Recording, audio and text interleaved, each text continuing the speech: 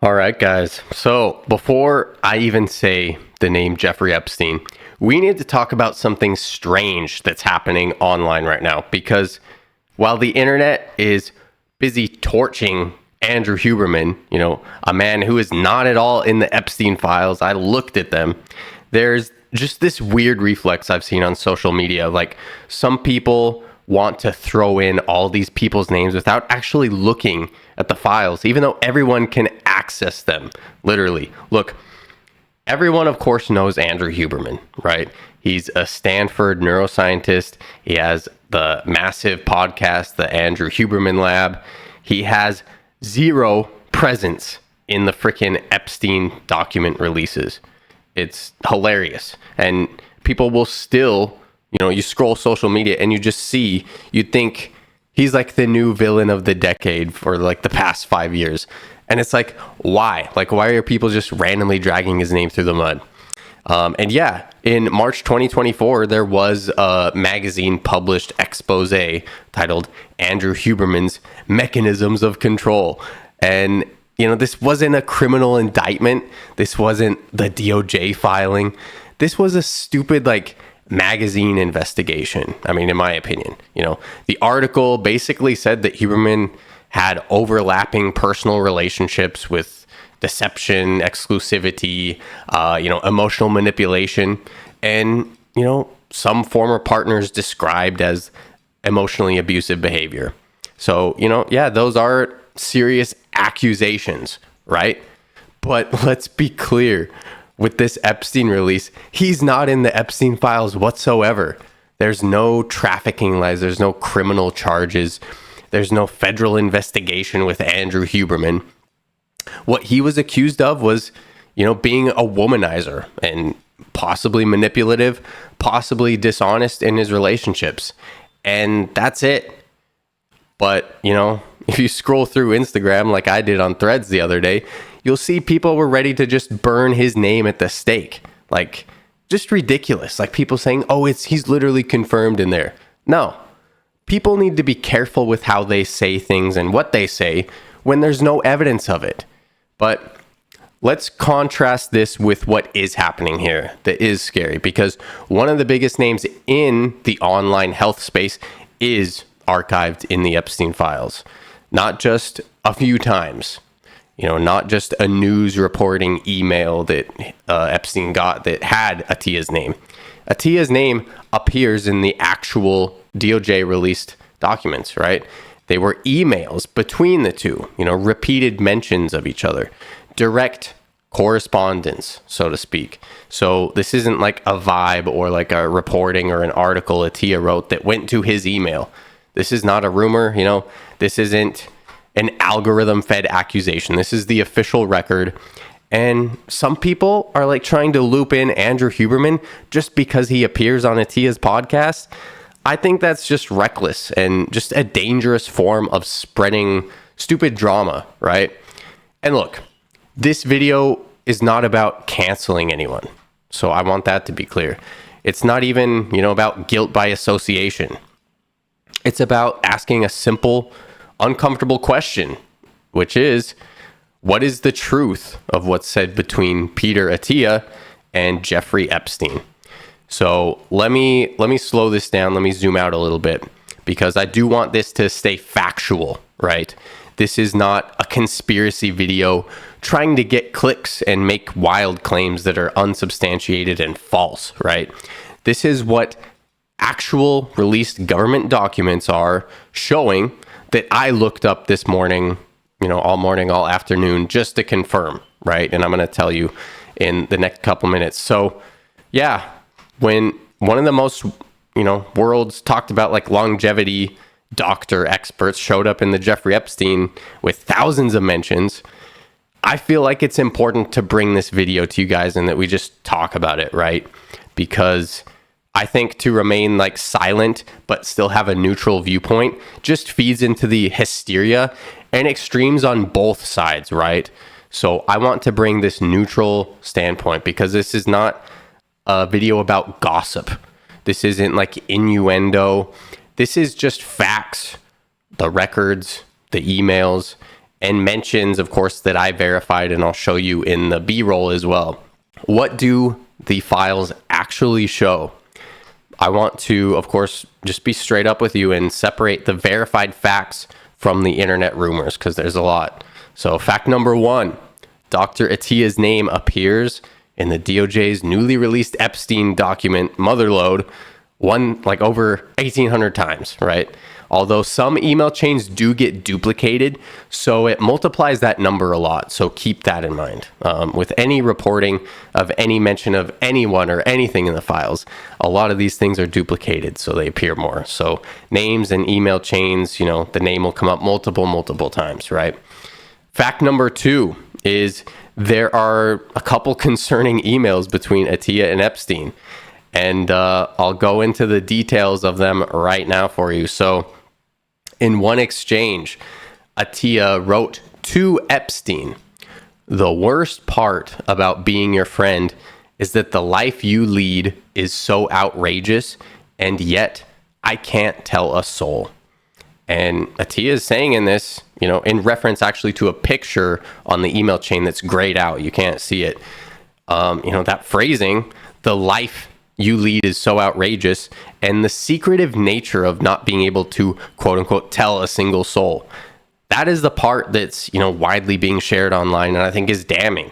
It feels like Atiya knows and may even validate, this secrecy and stuff as a positive between them, but the public can't know, right? So the same email chain, Epstein says in reference to, another grayed out picture, you can see the gym in the middle, just me and four. For what? Don't know. And he proceeds to tell Atiya that the photo is at his island, Jeffrey Epstein's island in the Caribbean near St. Thomas is what he says. And when Atiya is basically guessing where the photo was taken, right? So he tells him it's at my island here and here. So keep this in mind. The subject of this email chain is titled, "Reply, got a fresh shipment." So that's pretty freaking sus, if you ask me. Then another message in the released files shows Atiya making a comment about sex and diet, right?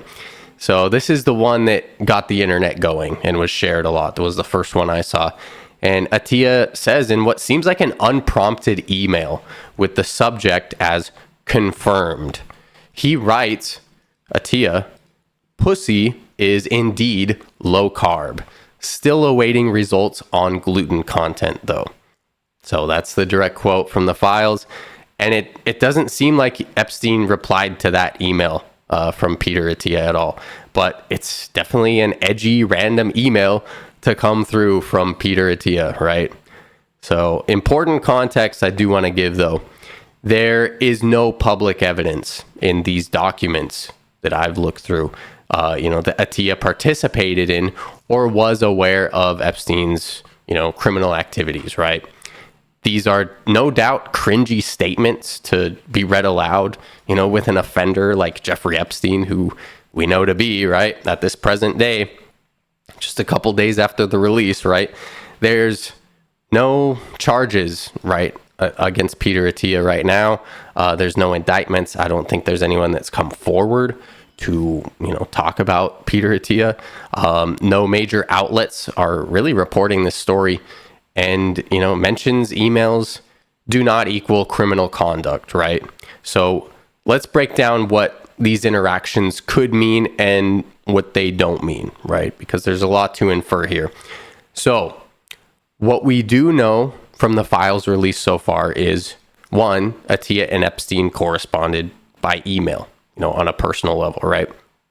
Two, their emails were not merely transactional, like hello notes, like professional, right? They read as familiar and conversational on that personal level, right? Three, the communications date from years after Epstein's, 2008 conviction for procuring minors.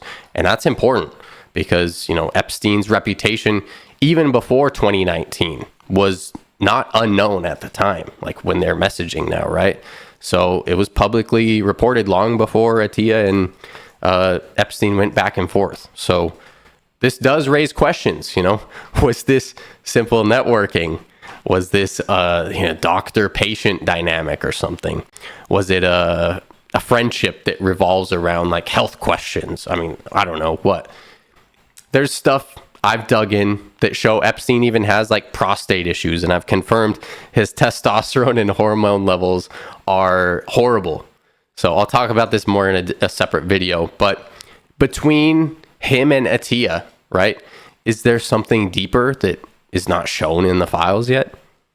At this point, because the government already released millions of pages and there's no charges being brought up, the safest, like straightforward interpretation that we can take away is there was some kind of connection, of course, right?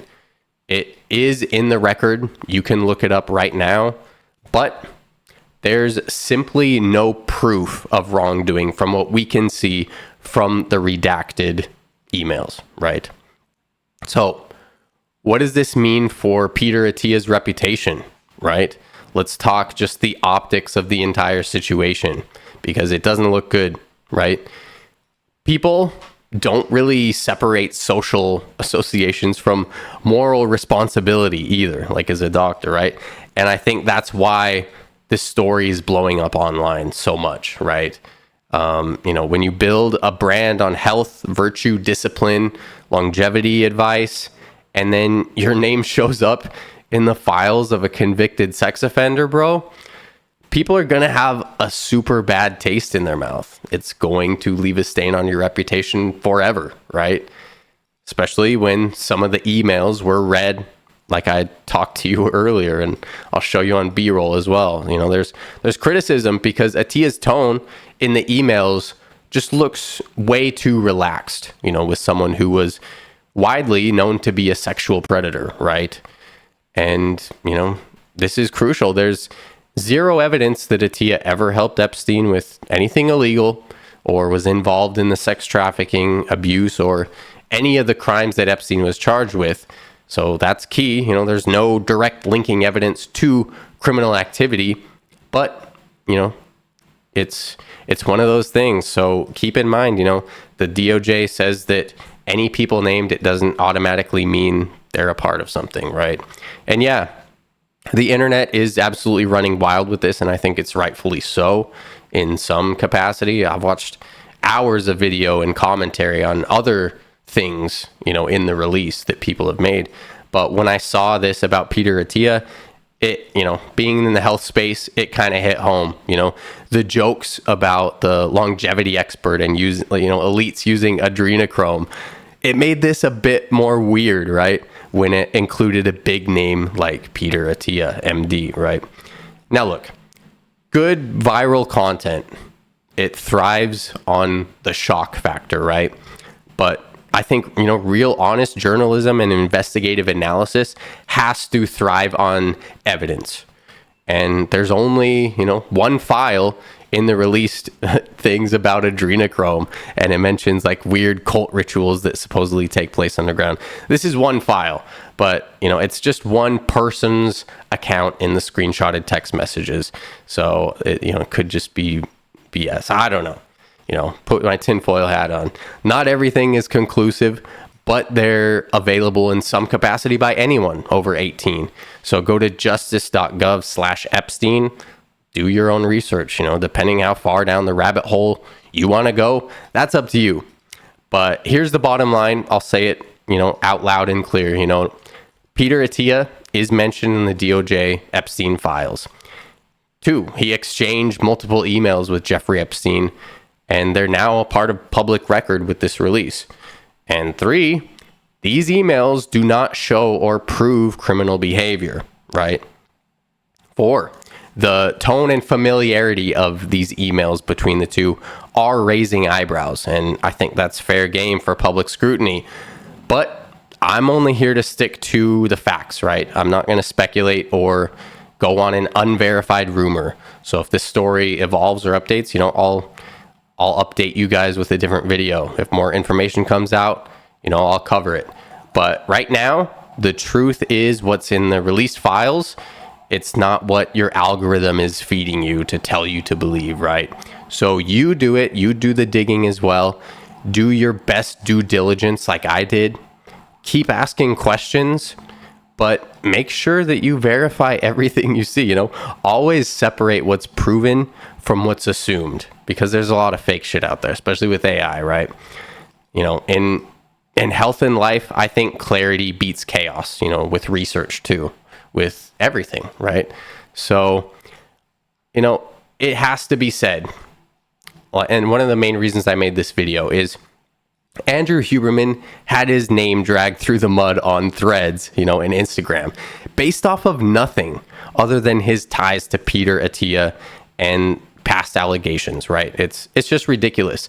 And even if Andrew had cheated and had affairs with 5+ women, that has nothing to do with this. That doesn't mean that because he's also friends with Peter Attia, things he does is illegal, right? Now, yeah, cheating and having affairs with women, in my opinion, is definitely a bad way to conduct relationships, right? But with these people just blatantly creating more social media drama with no findings, no validity with the Epstein connection, is just completely stupid, in my opinion. Peter Attia has documented released correspondence with Jeffrey Epstein, which is not good. But that doesn't mean, that it extends to every person that Attia interacts with. So dragging Andrew Huberman through the mud, that's ridiculous. And I've seen it in multiple threads. So, social media, doctors, these practitioners have made posts also speaking up about Attia and only referencing his appearance in the files. And look, just simply as a matter of fact, there's no crimes proven. There's no charges filed. No one's come forward for Peter Attia. But, the real proximity to the real convicted predator is documented and is real in the files, with some secretive and even enabling undertones, someone might add, and that raises a big question, So do we judge people based on evidence or based on vibes? And I think it's a little bit of both, in my opinion. If, Epstein had lived longer, who would have benefited? Who wanted him healthy? Who wanted him quiet, right? Who killed Jeffrey Epstein, or Jeffrey Epstein killed himself? It's the meme, whatever, right? I'm not going to give you the answer. I don't know. I want to hear yours. So drop a comment and let me know what you think. Do you think Andrew Huberman was unfairly targeted just to have his name thrown in the hat? Do you think even Peter Attia's connection here is being underplayed? Or do you think more things might come out? What do you think, with all these people projecting meaning where there might be none, right? Read the files, challenge your own assumptions, verify everything possible, and I'd just say don't outsource your judgment to the algorithm, right? So I'll see you in the comments. Let me know what you think, and I'll catch you in the next one. Peace.